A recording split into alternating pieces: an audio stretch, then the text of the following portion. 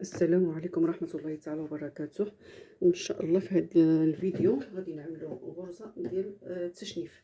هو هذا المصطلح هذا كاين في الطرز الرباطي، واي واحد مثلا الطرز الرباطي ولا الطرز اليد يعني معروف. اذا غير المبتدئين ملي غادي يسمعوا شنو هو التشنيف غادي يعرفوا التشنيف هو هذا هو التشنيف. اذا التشنيف هنا ماشي فيه شي حاجه مثلا صعيبه، اما يكون رقيق واما يكون غليظ.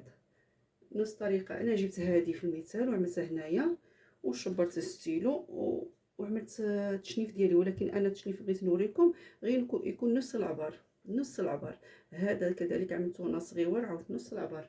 اذا هنا كيبقى لنا غير التطبيق.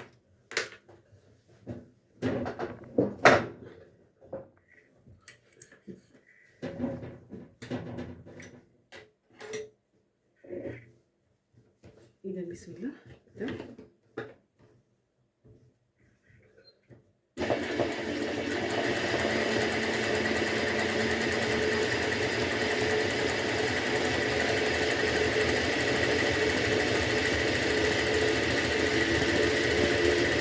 الا جاتني كثيفه غادي نرجع معها.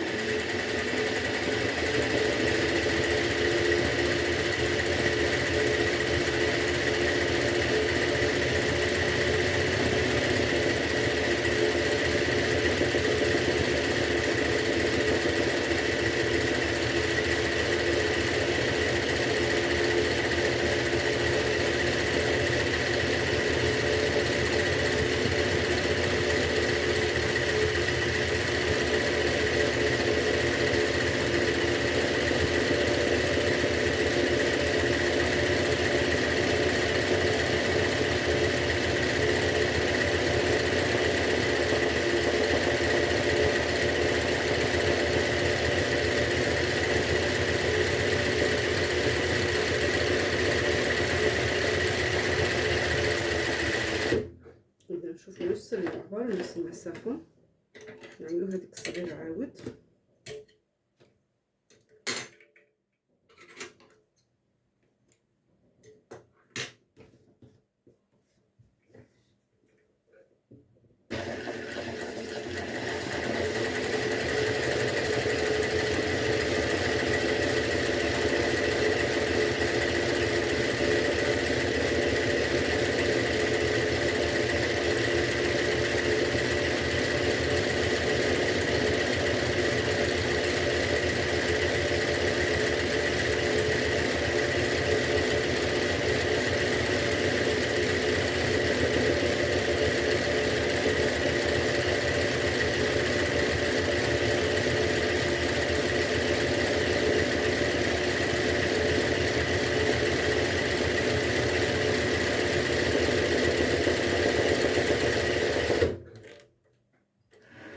إذا نشوفو نفس المسافة نفس يعني القياس هذا بحال هذا هذا القياس هذا كيمشي بحال بعضياتو.